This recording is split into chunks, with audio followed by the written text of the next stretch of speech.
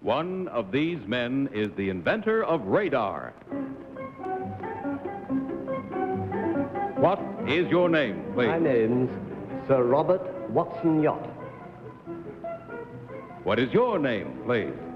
My name is Sir Robert Watson Watt. What is your name, please? My name is Sir Robert Watson Watt. Two of these people are imposters. Only one is the real Sir Robert Watson Watt, and is the only one sworn to tell the truth. Now, here is our host, Bud Collier.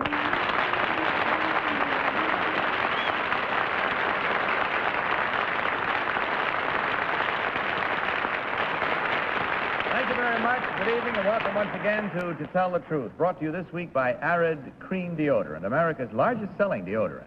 Don't be half safe, be completely safe. Use Arid Cream Deodorant to be sure. Now may I introduce our panel. First, Miss Polly Bergen. Next, Mr. Don Ameche. Then Miss Kitty Carlisle. And finally, Mr. Tom Poston.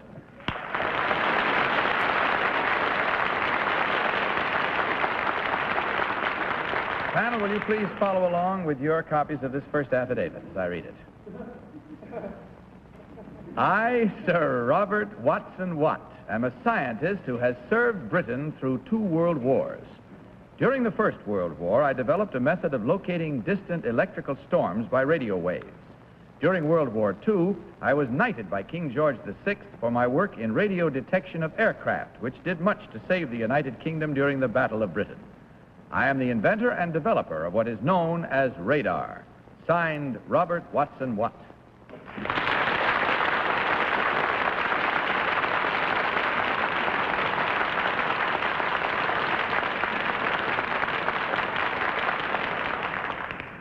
We have 3 gentlemen here, panel, who, as you heard, each one claimed to be Sir Robert Watson Watt, inventor of radar. Gentlemen, are you all ready to play our game? Very well, then let's begin this first round of questioning with Tom Poston. Tom? Thank you, Bud. Mr. Watt, number 1. Sir Robert. I'm sorry, Sir Robert. See, when you sit with class, you get all that kind of treatment. Sir Robert, could you tell us what an early danger connected with high-frequency stuff and radar and so forth, at least that high-frequency stuff was suspected of being the cause of an early danger medically? Is that clear? No, I'm sorry, it's not at all clear, sir. Perhaps you can make yourself more so. More clear, eh? Yes, sir. Well, at one time, it was thought, during the war at least, it was thought that high frequency was medically dangerous or physically dangerous. Do you remember what that was, what that had to do with? No, I wasn't particularly impressed with the danger. I know it was said that it was dangerous, but I think most of us felt that it was merely a myth. Number 2, do you know what I'm referring? Newspaper-wise, I believe there were suggestions about dangers to vision. Polly Bergen. Number 3, before radar was invented, how did they know what was in front of them in submarines? In submarines, before radar? Yes. Well, they had periscope, and they could only see by visible eye. Well, I mean... You couldn't detect if there's no radar. Were there submarines before there was radar? Oh, yes. In World War I, there were a great many submarines. Well, I thought there was, but I mean, well, you can't have a periscope underwater. How did they know whether they were going to hit something? Well, you put the periscope above water. What if the rock's underwater? Well, I think the whole submarine service is very dangerous. Well, it would be with submarines like you described that go like this. Yeah. You know, I saw a movie last night, and I get very impressed by these things. Number 1, if you're near something, if something is in front of you or near you, and you're looking at a radar screen, what happens? Well, as a matter of fact, what you actually see, of course, is a dial revolving on a circle, like a series of wheels, one within the other. And the little hand goes round and round and round, and every time it records an object in its view, it will show a little spark, as it were, where the object occurs. This was an old picture, because they didn't have that kind. Number 2. Don Ameche, please. Number 2, how far is radar effective? I have read in American newspapers, which always tell the truth, that 3,000 miles is attainable nowadays. Number 3, what is the difference between radar and sonar? Radar and... Sonar. I don't know. Number 1? The difference between radar and sonar is that radar represents the radio direction, detection, and ranging. And sonar? That is correct, sir. Number 2, when did they put radar on planes first? About end of 1937. Number 1, what is the... Kitty? Number 1, can you tell me at what height radar works off the ground? Yes, indeed. Do you mean at what height will it detect Yes. things? Well, it'll detect things from almost unlimited height. As you know, you can get radar messages even to the moon and back, and even further. Thank you. Number 2, can you tell me at what height radar works off the ground? What is the limit? It certainly locates ships at sea as the No, I mean, That's it. Time to vote without any further information and without consultation. turns Will you out I know please more than they do. Mark your ballots, if you will, please, panel, and select thereby number 1, number 2, or number 3. I don't have any Team of right challengers will get $250 for every incorrect vote. Has everybody marked? All ballots voted? Okay, Polly, for whom did you vote? Well, number 1 was terribly prolific, excepting that he mispronounced his name at the beginning, which makes it rather difficult. So I didn't vote for him. I voted for number 3, though number 2 knew most of the answers, but number 3 didn't say anything. But, well, it wasn't his fault. We didn't ask him anything. So I'm voting for him. Okay, Polly. Don, your vote, please. I voted for number 1 because it was kind of kind to me last week, so I thought I'd try it again. Stay with a winner. He said Kitty? his name was I Young. voted number 2 because number 3 said he didn't know what sonar was. Oh, I forgot that. And number 2 was... I did. Can I change my vote? I'm sorry, Polly. But I forgot it. Oh, Polly. But we have a special rule. Number We'll 2 give is you a A great for effort. diplomat because he said that our American newspapers are always correct. That's why I didn't vote for him. Well, that was my vote. All right, Tom, what about yours? I'm afraid to say anything. One of me or Polly's going to end up being dumb about that. I voted for number 2 because of the sonar business. Yeah. You know, they had that long before radar. I know. That's easy. Yeah. And number 1 knew too much. Remember that, number 1. Everything but his name. All right, there you have it. Now let's see how we worked out with the panel and their reasoning as to whether they discovered which of these 3 gentlemen is the inventor of radar. So, may I ask the real Sir Robert Watson Watt to please stand up.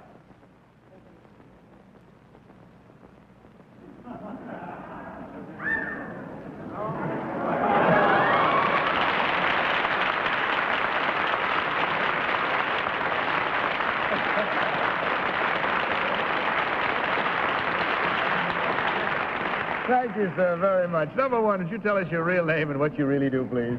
My name is Oliver K. Whiting, and I am the sponsor for the Dale Carnegie courses in the British Isles and a present instructor in New York. Thank you, sir. And number 3, may I have your real name and what you do? My name is Alec Breckenridge, and I'm chairman of the New York Committee for the big British exhibition which will be held in New York in June 1960. Good luck. Well, we check our score. We find there were 2 incorrect votes at $250 each for a total of $500 from Arid. Gentlemen, on your way out, you'll find a year's supply of Rise Instant Lather for each of you. Hope you had fun on your visit. We did. Good night and good luck to you. Now, panel, let's meet our next team of challengers.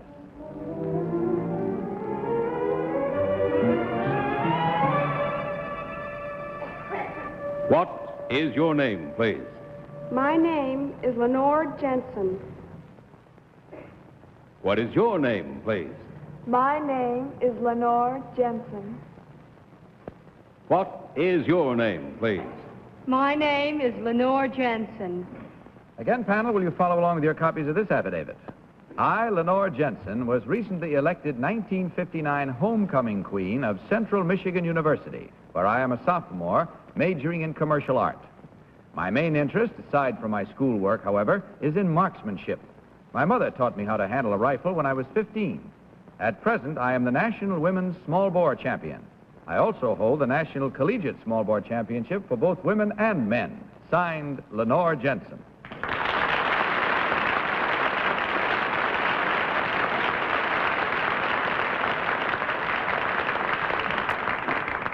Three young college misses this time, panel, each one claiming to be Lenore Jensen, National Small Bore Rifle Champion. Comfortable and ready to play? All right, let's start this round with Polly Bergen. Polly? Number one, what's a small bore? Well, I don't know. I can't ask a question until I find out what a small bore is. Tell you what a big bore is, but... Bud? Yes, sir. I mean, ma'am. It's the size of a rifle, or the Well, I mean, would a shotgun be a small bore? No. No, it wouldn't No. be. Would be like a 22 would be a small 22, bore? that's right. So a BB gun would be a small bore? No? Well, all right. Anyway, I know a little about Michigan. Number two, what is Battle Creek famous for? cereals, I guess. Kellogg's, isn't it? Number three, what's the capital of Michigan? Lansing. Lansing. I always thought it was Flint. Yeah, I guess it's Lansing. Number one, if you're out shooting rabbit and you take the rabbit home and you eat it, what is the only problem in eating it, generally, after hunting it and shooting it? I don't like rabbit. With a large bore. Skin it first. If you liked rabbit, what would be the... Not Ameche, please. Number one, what studies are you taking? I'm studying commercial art. What is your course? Commercial what courses? art. Oh, I've got a course in abstract drawing, sketching. I've only taken around 3 so far. Number two, what course are you taking? Well, besides my art courses, you mean? No, what courses are you taking in school? Well, English, German, art, of course. Number three? What courses am I taking? Yes. Sociology, English, commercial art, and psychology. Number one, who did you play on homecoming? Northwestern, Number two? Northern Illinois. Number three, who did you play? Northern Illinois. Kitty? Number 3, I want to know what a small bore is, too. And I don't mean any of you 3. It puts a small hole in the target. In other words, 22-millimeter hole. I see. Number 2, can you tell me a kind of a rifle that'll make enough of a kick to give you a bruised shoulder? Well, that would be the big bore.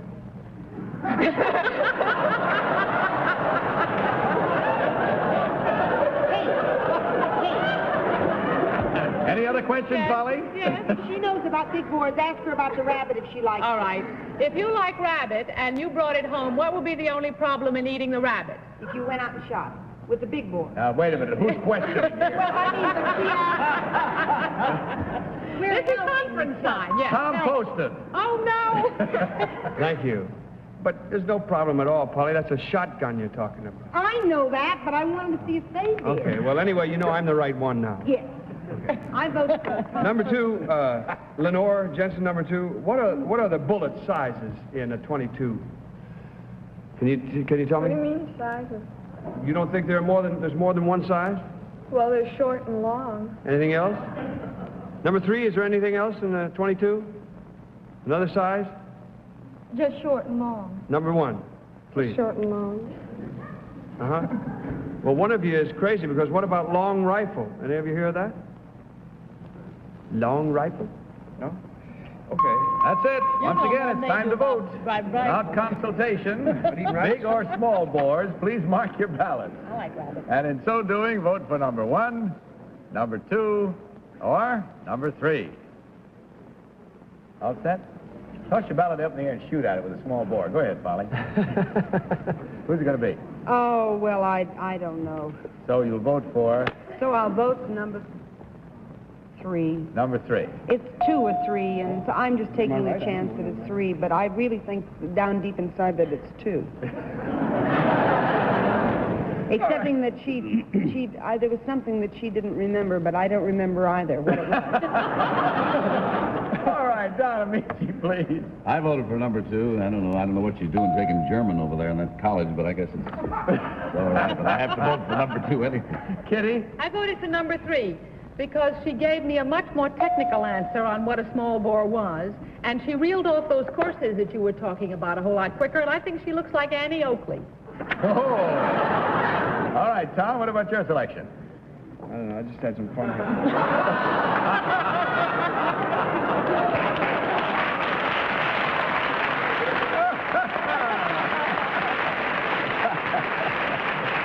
This is the beginning of a whole new panel show. It's called a whole new Western. It's called The Panelist.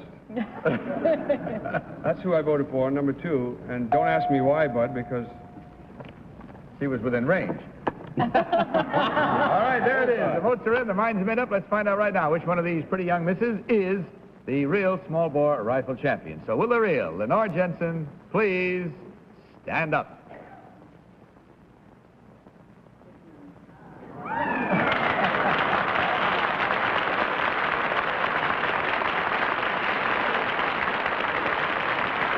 Thank you very much, Lenore.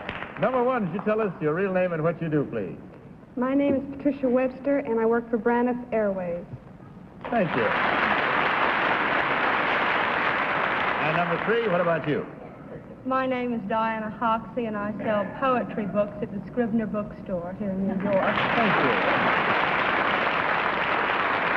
Well, it was a joy having you here. We check our score and find that there were 2 incorrect votes at $250 each for a total of $500 from Arid. When you weigh out, you'll find a gift box of all of Carter's fine products waiting for you. Good night. Good luck to you. Thank you very much. Bless you.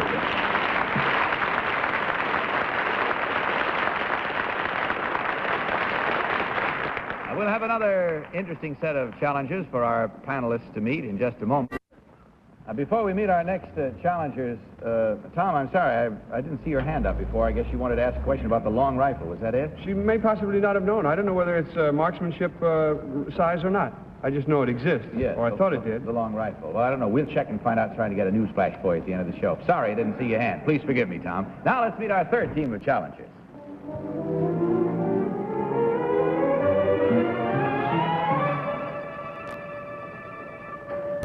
What is your name, please? My name is Harry Dulleir. What is your name, please? My name is Harry Dulleir. What is your name, please? My name is Harry Dulleir. Again, panel, follow along, if you will, on this affidavit. I, Harry Dulleir, born and raised in Europe, am now operating my own riding school and stables in this country. In February of 1956, I arrived at a horse auction after all the horses had already been sold.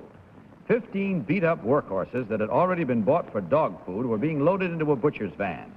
One big white gelding caught my eye. I bought him for $70 and named him Snowman. 5 days ago at the horse show in Madison Square Garden before some 15,000 enthusiasts, this same $70 horse was awarded for the second year in a row the Professional Horsemen's Association Championship. I had been offered as much as $100,000 for him. Today, aging and unpedigreed, Snowman is rated by many as the greatest jumper in the country. Signed, Harry Dulleir.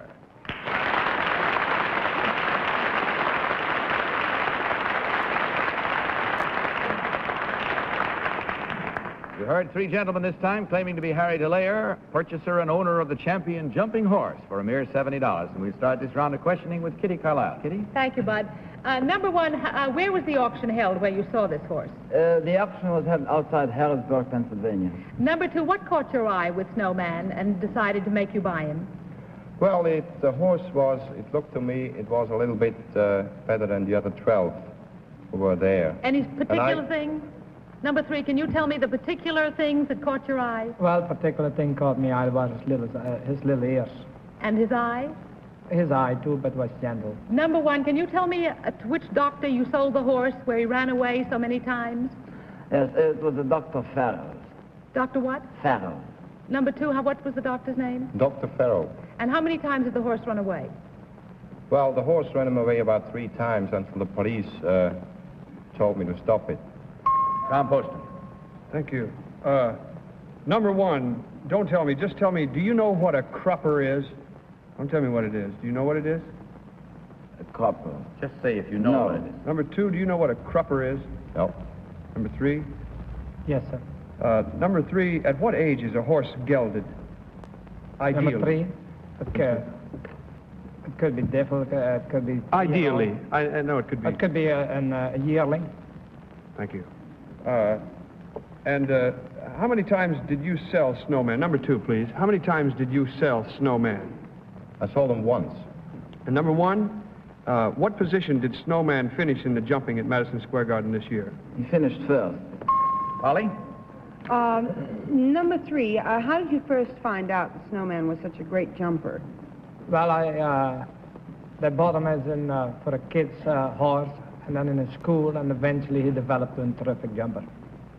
Number 1, what made you suddenly realize that this old workhorse was a great jumper?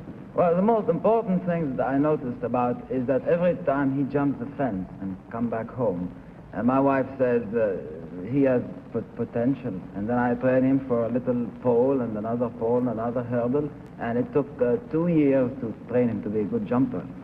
Number 2, what is Snowman doing now? Is he competing in shows constantly, or is Yes, he that's sort right. of a... Well, I keep him away for a while now. Probably we'll stop. How old is Snowman now? Don? 10 years. Number 1, what's the difference between an Australian and a Western saddle? The Australian, the English saddle, the... Australian. Number 2? I don't know. I have only 2 English. Number 3? There is a Western saddle, you said there's a horn in front of it. Number 2, how many gates are there to a standard bred? How many games stand up? Number 1. I don't know. Number 3? Trap. 2. I beg your pardon? 2. 2 gates to a standard bred? Number 1, how many inches are in a hand? 4. Number 2, what is the average height of a horse? About 16. That's it. Once again, ready to vote, if you will, please, and mark your ballots as quickly as possible. Voting for number 1, number 2, or number 3. Everybody set? Ballots all marked? Okay, Polly, for whom did you vote? I voted for number 3. Because I tried him all night, and he hasn't come through for me, and I figured with a horse, maybe I could come through with You him. could ride through to victory. Don, your vote. Well, I voted for number 3, but I think there are more than 3 gates to a regular standard bred, aren't there? All right, Kitty? I voted for number 3 because I read the story, and in the story it said that the gentleman who bought him was attracted by his ears and his intelligent eye. And number 3 told me about his ears, and also he knew what a crupper was. And Tom? I voted for number 3.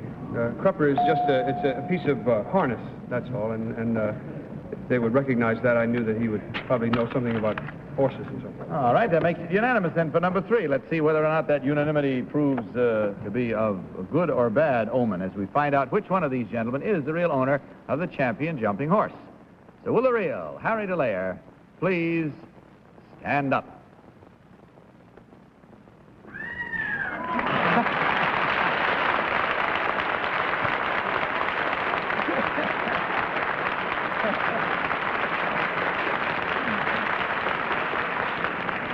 Thank you, sir, very much, and congratulations. Number 1, would you tell us your real name and what you do, please? My name is Roger Beaumont, and I work as a waiter in the Sulgrave Hotel in New York City.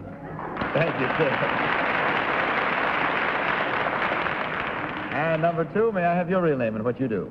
My name is Walter Eckert, and I'm reservation supervisor for Swiss Air in New York. Thank you, sir.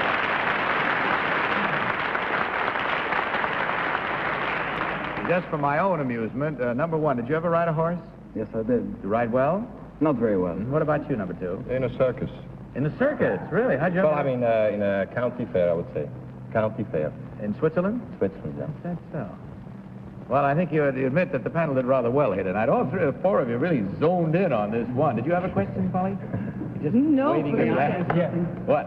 Are there not more than 2 gates to a regular standard bred? There are more gates. Every horse got 3 gates, walk, trot, and canter, but there are no trained to do it. There's a pacer and a trap. Yeah. That's the only one for a trap. Yeah, I see. Naturally, they only have You one. don't ever consider the walk. The other ones we don't consider enough for the trap. When he said 2, he was mentioning trot and canter. So I mean, altogether, yes, there are a lot of standard breds that they say have 5 We gates. want to say that we read the story in Life magazine. Yes, indeed. You know that Snowman, did Snowman finish second? But reserve champion.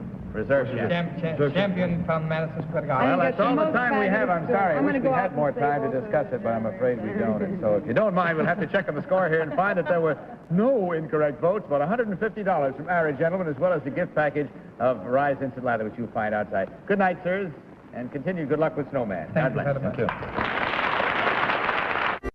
Now, that's all the time we have for tonight, except Polly won't be with us next week. She'll be out in California. You can hear her singing on the telephone hour. We'll all be listening on our telephones as well as watching on our television set. Good night, panel. Good night, Bud. Bud Collier saying good night from Arid Cream Deodorant and reminding you to tell the truth. Good night, everybody. To Tell the Truth is the Mark Goodson, Bill Codman production in association with the CBS television network. Miss Bergen's Song by Wilmot.